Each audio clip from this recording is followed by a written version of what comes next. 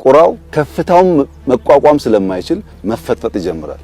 ንስሩ ግን ምንም ነገር አይሰራም። ብድግ ብሎ ወደ ከፍታው ነው የሚሄደው። እኛ እንደሱ ነን። ወደ ከፍታችን እንበራለን፣ ህልማችንን እናሳካለን።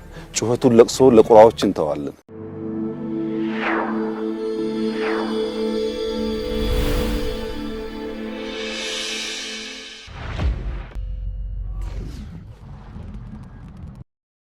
እንደሰማችሁት በሳምንቱ መጨረሻ ጠቅላይ ሚኒስትር አብይ አህመድ ዳንዲ ነበሩ። አብይ በዚህ ስፍራ የተገነባውን የዳንዲ ሎጅ ሲያስመረቁ ከሰሞኑ መነጋገሪያ ለሆነው ቢቢሲ ዓለም አቀፍ ጭምር መንግስትን በዘፈን ስንኞቹ ተቸ ሲል ለዘገበለት የሙዚቃ አልበም ምላሽ ሰጥተዋል። ምን አሉ? እንመለከተዋለን። የአክሱም ሚስጥራዊ ስብሰባ አስደንጋጭ ውጤት ይዞ መጥተዋል። ህወሓት ጀነራል ታደሰ ወረደን ለማስወገድ ወስነዋልም እንመለከታለን። ከዚህ ውጪ የቡና ገበያ ዋጋ በከፍተኛ ሁኔታ መቀነሱም ሰምተዋል። ምን አዳዲስ ጉዳዮች ተፈጠሩ የሚለውንም ትሰማላችሁ።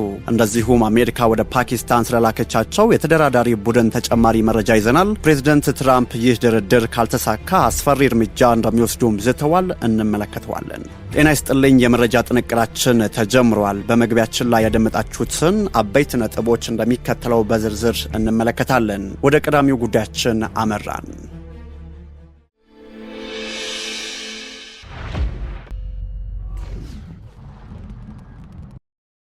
በሳምንቱ መጨረሻ ጠቅላይ ሚኒስትር አብይ አህመድ ዳንዲ ነበሩ። አብይ በዚህ ስፍራ የተገነባውን የዳንዲ ኢኮሎጅ ሲያስመርቁ ከሰሞኑ መነጋገሪያ ለሆነው ቢቢሲ ዓለም አቀፍ ጭምር መንግስትን በዘፈን ስንኞቹ ተቸ ሲል ለዘገበለት የሙዚቃ አልበም ምላሽ ሰጥተዋል። ጠቅላዩ በቀጥታ ስም ጠርተው ባይሆንም በንስርና ቁራ ምሳሌ ተጠቅመው የሰጡት ትንታኔ የልማት ስራዎቻቸውና ተቃዋሚዎችን በግልጽ የሚመለከት ነበረ። ብዙዎች ግን ይህ ንግግራቸው በኢትዮሪካ አልበም ውስጥ በተካተቱ ዘፈኖች መንግስታቸውን ነቅሯል ለተባሉ አርቲስት ቴዎድሮስ ካሳሁን የተሰጠ ምላሽ ነው ሲሉም ተርጉሞታል። አብይ ምን አሉ? እንደሚከተለው እናገራችሁ።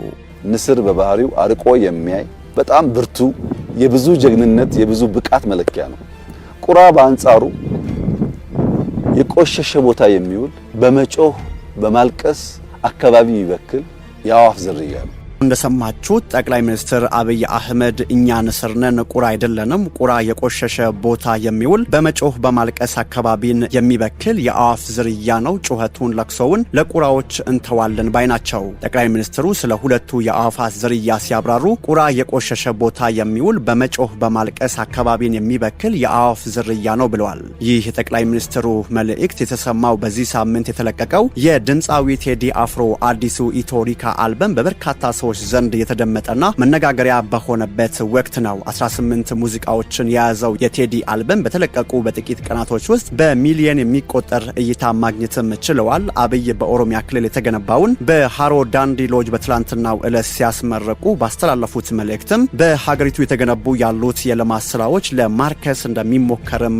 አይደለም ብለዋል። የዓለም ባንክና አይኤምኤፍ በዛሬው ዕለት በዋሽንግተን እያደረጉት ያለውን ዓመታዊ ስብሰባን በመጥቀስ በዚህ ዓመት በአፍሪካ ውስጥ ቁጥር 1 ከፍተኛ እድገት ያላት ኢትዮጵያ ናት ሲሉ ተቋማቱ መናገራቸውንም ገልጸዋል። አብይ አክለውም እኛ እንደ ንስር ወደ ከፍታ ነው የምንበረው ብለዋል። ንስር በባህሪው አርቆ የሚያይ ብዙ ከለሮች የሚያይ በከፍታ የሚበር በከፍታ የሚመላለስ በከፍተኛ ርቀት አይቶ አልሞ አድኖ መብላት የሚችል የብዙ ጀግንነት የብዙ ብቃት መለኪያ ነው ሲሉ ጠቅላይ ሚኒስትሩ አብራርተዋል። ቁራ በአንጻሩ የቆሸሸ ቦታ የሚውል በመጮህ በማልቀስ አካባቢን የሚበክል ባለበት አካባቢ ላይ ከሚበላውም ከሚጭረውም የተነሳ ብዙ የሚቆሽሹ ነገሮች የሚታይበት የአዋፍ ዝርያ ነው በማለት ንጽጽራቸውንም አስረድተዋል። ቁራ ያላቀሙ ንስርን እንደሚተናኮል ሲያብራሩ ደግሞ ንስር መጥቶ መሬት በሚያርፍበት ሰዓት ቁራ ከላይ ያርፍበትና ንስሩን አንገቱ ላይ የመደብደብ ለመንከስ የመሞከር የመተናኮል ስራ ይሰራል። ንስሩ ግን ቁራው ከላይ ተቀምጦ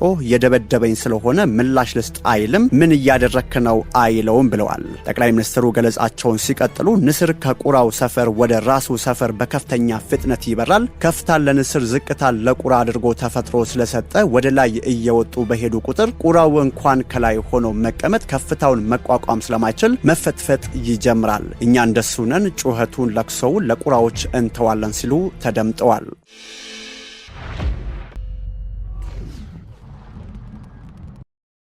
ወደ ሌላኛው ጉዳያችን አመራን። የአክሱም ሚስጥራዊ ስብሰባ አስደንጋጭ ውጤትንም ይዞ መጥቷል። ህወሓት ጄኔራል ታደሰ ወረደን ለማስወገድ ወስነዋል። ህዝባዊ ወያኔ ሓርነት ትግራይ ህወሓት በትግራይ ክልል ከ6 ዓመታት በፊት በተካሄደው ምርጫ የተመረጠው የክልሉ ምክር ቤት ወደ ስራ እንዲመለስ ውሳኔ አሳልፈዋል። ፓርቲው የትግራይ መንግስት አስፈጻሚ አካል ሁሉንም አቅሞች ያካተተና አቃፊ ሆኖ እንዲቋቋም ወስነዋል። በኢትዮጵያ ብሔራዊ ምርጫ ቦርድ ህጋዊ እውቅና ባለፈው ዓመት ግንቦት ወር የተሰረዘው ህወሓት ውሳኔዎቹን ያስተላለፈው የፓርቲው ማዕከላዊ ኮሚቴ በዚህ ሳምንት አጋማሽ ባደረገው መደበኛ ስብሰባ ነው። ከረቡዕ ሚያዝያ 7 2018 ዓ.ም ጀምሮ ለ2 ቀናት የተካሄደው የማዕከላዊ ኮሚቴ ስብሰባ በፕሪቶሪያ ስምምነት አፈጻጸም ላይ እንዲሁም በወቅታዊ ሁኔታዎች ላይ በጥልቀትና በስፋት መወያየቱን ፓርቲው ባወጣው መግለጫም አስታውቋል።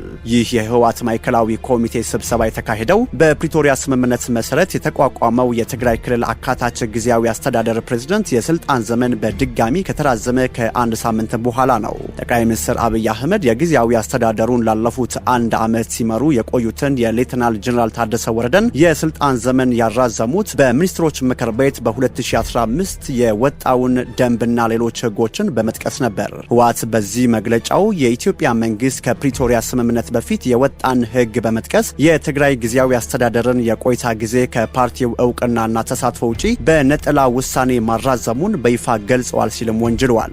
በዚህ መሰረት የፓርቲው ማዕከላዊ ኮሚቴ ስለ ሰላም ተብሎ ተገቶ ቆይተዋል ያለውን የትግራይ ክልል ምክር ቤት ስራ ቀድሞ ወደ ነበረበት እንዲመለስ መወሰኑን አስታውቋል።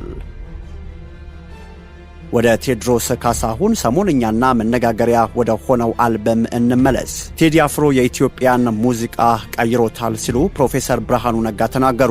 ወቸው ጉድ በተባለ ፖድካስት ላይ እንግዳ ሆነው የቀረቡት የትምህርት ሚኒስትሩ ፕሮፌሰር ብርሃኑ ነጋ ስለ አንጋፋው ሙዚቀኛ ቴዲ አፍሮ ያላቸውን ከፍተኛ አድናቆትም ገልጸዋል። ፕሮፌሰሩ በንግግራቸው ቴዲ አፍሮ ከመጀመሪያዎቹ ስራዎቹ ጀምሮ የኢትዮጵያን ሙዚቃ መሰረታዊ በሆነ መንገድ የቀየረ ጥበበኛ መሆኑን ገልጸው እሱ ዝም ብሎ ጥሩ ድምጽ ያለው ዘፋኝ ብቻ ሳይሆን የዜማ የግጥምና የቅንብር ጥበብን አጣምሮ የያዘ ብርቅዬ ተሰጥኦ ወይንም ሬር ታለንት መሆኑን መስክረዋል። ፕሮፌሰሩ ብርሃኑ አክለውም ብዙ ሙዚቀኞች የሁሉም ነገር ባለሙያ ባልሆኑበት በዘመናችን ቴዲ አፍሮ ግን ሁሉንም የሙዚቃ ዘርፎች በብቃት የሚወጣ ከተፈጥሮ የታደረ ናቹራል ታለንትድ ብቁ ዘፋኝ መሆኑን አረጋግጠዋል።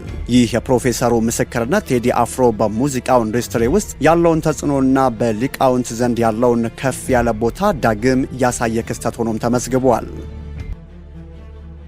የመረጃ ጥንቅራችን እንደቀጠለ ነው።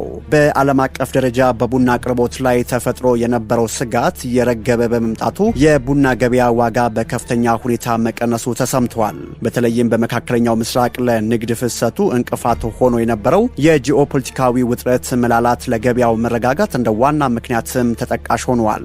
የኢራን መንግስት ስትራቴጂካዊ ጠቀሜታ ያለውን የሆርሙዝ የባህር ሰርጥ ለንግድ መርከቦች ክፍት ማድረጉን ማስታወቁ የቡና ንግድ ፍሰት ወደ መደበኛ ሁኔታው እንዲመለስ በማድረግ የአቅርቦት ስጋቱን ቀይሮታል።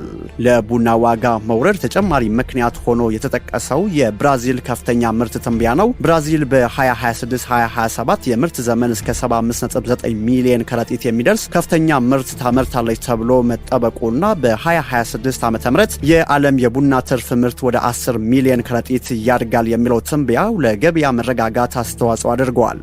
የአረቢካና ሮበስት ቡና ዋጋዎች በቅደም ተከተል የ2.28 በመቶና የ2.50 በመቶ ቅናሽ ያሳዩ ሲሆን ይህም አረቢካ ቡና በሳምንት ውስጥ ዝቅተኛ ዋጋ ላይ እንዲደርስም አድርጎታል።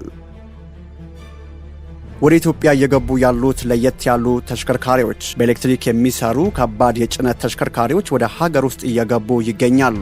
የትራንስፖርትና ሎጂስቲክስ ሚኒስቴር ኢትዮጵያ ወደ ኤሌክትሪክ መኪኖች እያደረገች ያለው ሽግግር ወደ በኤሌክትሪክ የሚሰሩ ከባድ የጭነት ተሽከርካሪዎች ወይንም ገልባጮች አድጓል ሲልም አስታውቋል። ተቋሙ በማህበራዊ ትስስር ገጹ በኤሌክትሪክ የሚሰሩ ከባባድ የጭነት ተሽከርካሪዎች ወደ ሀገር ውስጥ እየገቡ መሆኑን ገልጸዋል። እንደ ሀገር የኤሌክትሪክ መኪኖች ብቻ ወደ ሀገር እንዲገቡ በማድረግ የተጀመረው ሽግግር አዲስ የፖሊሲ ለውጥ በኤሌክትሪክ የሚሰሩ ከባባድ የጭነት ተሽከርካሪዎችና የኢንዱስትሪ መሳሪያዎች አሁን የእቅዱ አካል ናቸው ብለዋል። የትራንስፖርትና ሎጂስቲክስ ሚኒስትር በክቡር ጠቅላይ ሚኒስትር ዶክተር አብይ አህመድ ቆራጥ አመራር የተጀመረው የአየር ንብረት ተግዳሮቶችን ፊት ለፊት መጋፈጥ፣ አረንጓዴ ኢኮኖሚን ማራመድና የአፍሪካን የኢነርጂ ሽግግር መምራት የተራማጀዋ ኢትዮጵያ የብልጽግና መዳረሻ ሆኗል ሲልም ነው የገለጸው።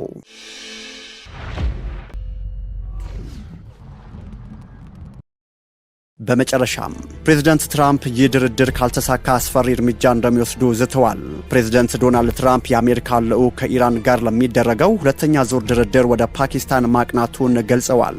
በአሁኑ ድርድር አሜሪካ የምታቀርበውን ስምምነት ኢራን የማትቀበል ከሆነ ግን በአገሪቱ የሚገኙ የኃይል ማመንጫዎችና ድልድዮችን እንደሚመቱም ዝተዋል። ትራምፕ በትሩ ሶሻል ማህበራዊ ሚዲያ ገጻቸው ባሰፈሩ ጽሑፍ የእኔ ተወካዮች ወደ ኢስላማባድ ፓኪስታን እየሄዱ ነው፣ ነገ ማታ ለድርድር እዚያ ይሆናሉም ብለዋል። ትራምፕ በዛሬው ጽሑፋቸው እጅግ ፍትሃዊና ምክንያታዊ ስምምነት አቅርበናል፣ እንደሚቀበሉ ተስፋ አደርጋለሁም ብለዋል። አክለውም ግን የማይቀበሉት ከሆነ አሜሪካ ኢራን ውስጥ ያሉትን እያንዳንዱን የኃይል ማመንጫና ድልድይ ትመታለች ሲሉም አስጠንቅቀዋል። ጥንቅራችን አበቃ። በያላችሁበት ሰናይ ጊዜ።